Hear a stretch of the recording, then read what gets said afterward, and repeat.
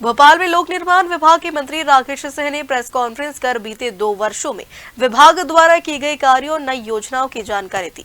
PWD मंत्री राकेश सिंह ने बताया कि विभाग द्वारा लोक निर्माण सर्वेक्षण मोबाइल ऐप तैयार किया है, जिसमें सड़कों से जुड़ा पूरा डाटा उपलब्ध रहेगा। इस ऐप के माध्यम से सड़कों की स्थिति, निरीक्षण और कार्यों की जानकारी आसानी से प्राप्त की जा सकेगी। जिनका चल रहा है, इसके साथ साथ जैसे मैंने कहा कि विकास के कार्यों की एक निरंतरता बनी रहती है, लेकिन बहुत बार बजट में हम कितनी भी वृद्धि करें, उनकी एक सीमा हो जाती है। लेकिन अपेक्षाएं और विकास के कार्य, उनकी कोई सीमा नहीं है। तब उनको करने के लिए कोई ना कोई रास्ते खोजना होते हैं, जिनके माध्यम से हम विकास के कार्यों को गति दे सकें। और उसमें देश में एक मॉडल, हैम मॉडल को एक अच्छा मॉडल माना गया है, और उसके अंतर्गत भी हमने कुछ परियोजनाएं स्वीकृत की हैं, ताकि इनके माध्यम से प्रदेश में हम अपने नेटवर्क को भी मजबूत कर सकें और विकास की प्रक्रिया को तेज कर सकें।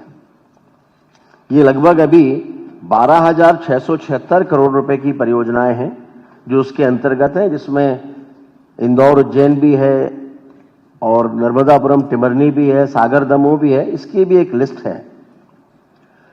इसके साथ साथ विभाग ने अनेकों नवाचार किए।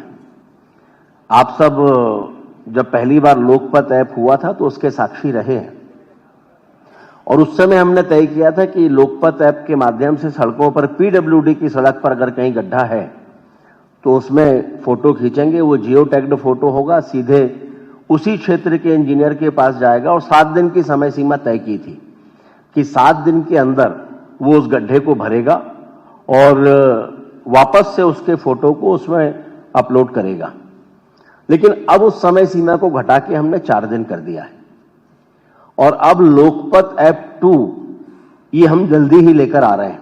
उसके बारे में कल विस्तार से मैंने बताया ही, आप सबको जानकारी है, और जल्दी ही आ जाएगा। उसमें बहुत सारे आज की पत्रकार वार्ता में आप सभी का स्वागत है। सभी मेरे पत्रकार बंधु, देवियों, सज्जनों, राज्य सरकार के 2 वर्ष पूर्ण होने पर ये लोक निर्माण विभाग की प्रेस कॉन्फ्रेंस है, जिसमें हम लोग मुख्यतः जो बिंदु कवर करेंगे, विभागीय 2 वर्ष की विभागीय उपलब्धियां, विभागीय नवाचार और आगामी कार्य योजना। मैं माननीय मंत्री जी को आमंत्रित करता हूं कि आप वक्तव्य देना चाहेंगे। Thank you. सभी पत्रकार मित्रों को नमस्कार और आप सभी का स्वागत है। जैसा कि आप जानते हैं कि आज पिछले 2 वर्षों के हमारे विभाग के कार्यकाल की उपलब्धियां और रोड मैप पर लेकर आप सबसे चर्चा है। आप सभी को पता है कि 2 साल पहले जब सरकार बनी थी तो उस समय विकसित भारत के साथ मध्य प्रदेश को जोड़ते हुए विकसित मध्य प्रदेश का एक रोड मैप तैयार किया था, और माननीय प्रधानमंत्री नरेंद्र मोदी जी विकसित भारत के जिस विजन 2047 की तरफ देश को लेकर जाना चाहते हैं, वो बगैर राज्यों के योगदान के ठीक से पूरा नहीं हो सकता। और इसलिए मध्य प्रदेश उसमें न केवल अपना योगदान देना चाहता है, बल्कि उसका लाभ लेते हुए विकसित मध्य प्रदेश की तरफ बढ़ने का अपने संकल्पों के साथ प्रयास कर रहा है। सबसे पहले मैं आपको यह जानकारी दूं कि अभी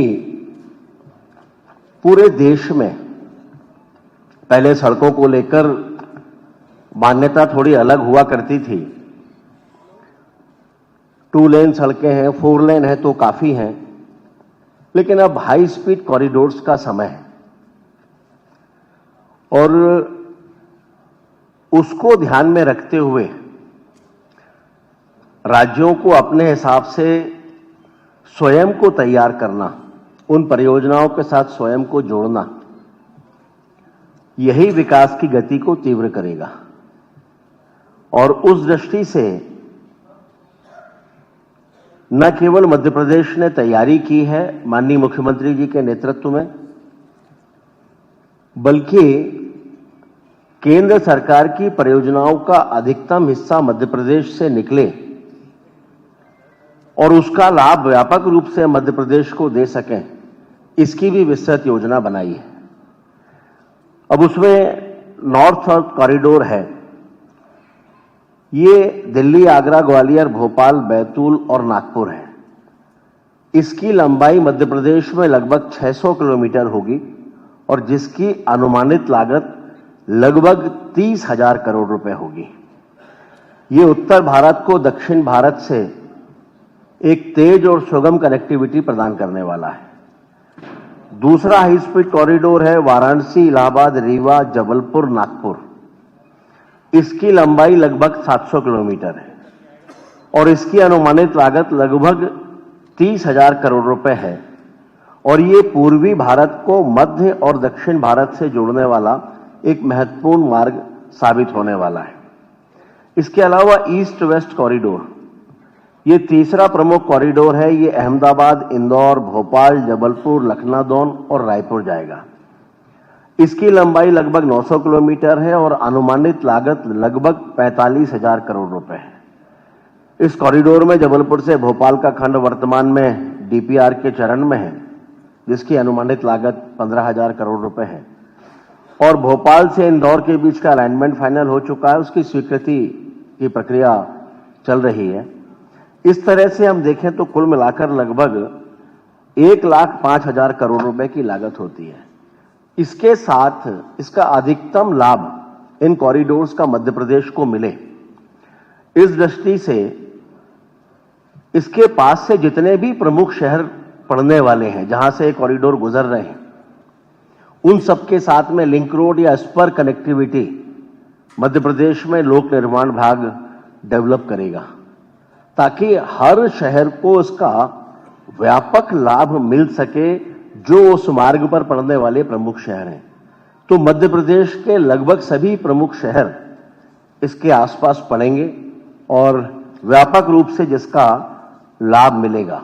ये सभी परियोजनाएं NHAI के द्वारा उनके साथ समन्वय से विकसित हो रही हैं और ये भी मैं स्पष्ट करना चाहता हूं कि इसके साथ ही मध्य प्रदेश सड़क विकास निगम के द्वारा भी हाई स्पीड कॉरिडोर और एक्सप्रेसवे की योजनाएं तैयार हो रही हैं, जिनमें भोपाल मंदसौर एक्सप्रेसवे है। ये महत्वपूर्ण परियोजना है। ये एक्सप्रेसवे भोपाल को दिल्ली मुंबई इंडस्ट्रियल कॉरिडोर से सीधे तौर पर जोड़ेगा। ये जो नेटवर्क है ये मध्य प्रदेश की अर्थव्यवस्था के लिए अत्यंत महत्वपूर्ण साबित होने वाला है। ये नए शहर, इंडस्ट्रियल एरिया, लॉजिस्टिक पार्क, इन सबके रास्ते खोलने वाला है, जो निश्चित रूप से निवेश और रोजगार दोनों को लेकर आएगा। मध्य प्रदेश में जो वर्तमान स्थिति है, इसमें लोक निर्माण विभाग के अंतर्गत लगभग 77,268 किलोमीटर सड़कों का नेटवर्क है। यहां मैं आपकी जानकारी में लाना चाहता हूं कि दरअसल पहली बार यह हुआ है कि जब हमने साइंटिफिक पद्धति से इनका सर्वे किया और सारी सड़कों की वास्तविक लंबाई निकाली है, ताकि इसके आधार पर भविष्य की योजनाएं भी हम तैयार कर सकें। इसमें लगभग 4 लेन सड़कें जो हैं 6,000 किलोमीटर हैं, 13,000 किलोमीटर डबल लेन है और बाकी के सिंगल इंटरमीडिएट लेन हैं, जिन्हें भविष्य की आवश्यकताओं के अनुसार हम जोड़ने वाले हैं। माननीय मुख्यमंत्री जी समय समय पर इन कार्यों की समीक्षा भी करते हैं और NHAI के साथ भी उच्च स्तरीय बैठकों में समीक्षा के माध्यम से अधिकतम लाभ मध्य प्रदेश को कैसे मिले, इसको सुनिश्चित करते हैं। पिछले 2 सालों में लोक निर्माण विभाग ने काफी तीव्रता से कार्य किया है नवाचारों के साथ। जिसमें केवल 24-25 में ही लगभग 10,000 किलोमीटर सड़कें 17,284 करोड़ रुपए की लागत से हमने बनाई हैं। साथ ही लगभग 6,627 करोड़ से 739 भवन भी बने हैं। जो हमने प्रेस नोट दिया उसमें प्रमुख उपलब्धियों में फ्लैगशिप प्रोजेक्ट जो हैं उनका उल्लेख दिया है। वर्तमान में प्रदेश भर में बड़े स्तर पर जो निर्माण कार्य हो रहे हैं उनमें एलिवेटेड और विशेष कॉरिडोर हैं, जिनकी कुल लागत लगभग 5,621 करोड़ रुपए है। इसकी भी डिटेल पूरी आपके साथ में दी हुई है, इसमें से आप देख सकते हैं।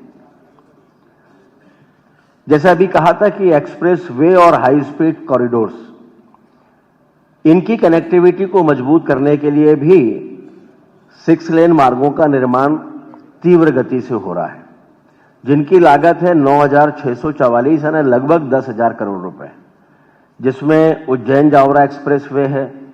इसके बाद इंदौर उज्जैन 4 लेन मार्ग को भी 6 लेन में परिवर्तित करने जा रहे हैं।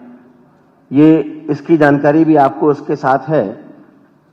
हम एडीबी और एनडीबी के अंतर्गत भी परियोजनाएं ले रहे हैं, वो परियोजनाएं जो बड़े शहरों को छोटे शहरों से 2 लेन सड़कों के माध्यम से जोड़ेंगी।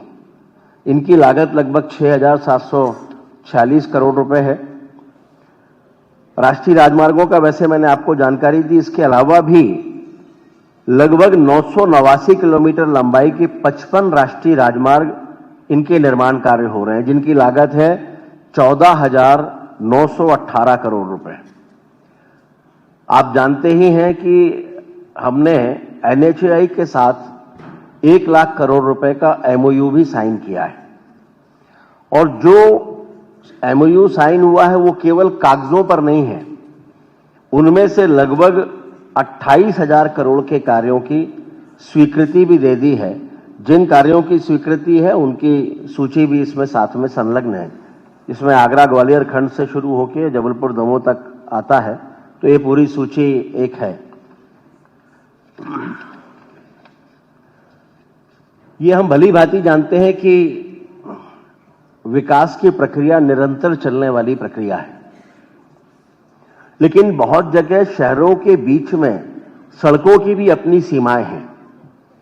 कई जगह 4 लेन के बाद, कई जगह 2 लेन के बाद ही उसका और विस्तार की गुंजाइश नहीं होती।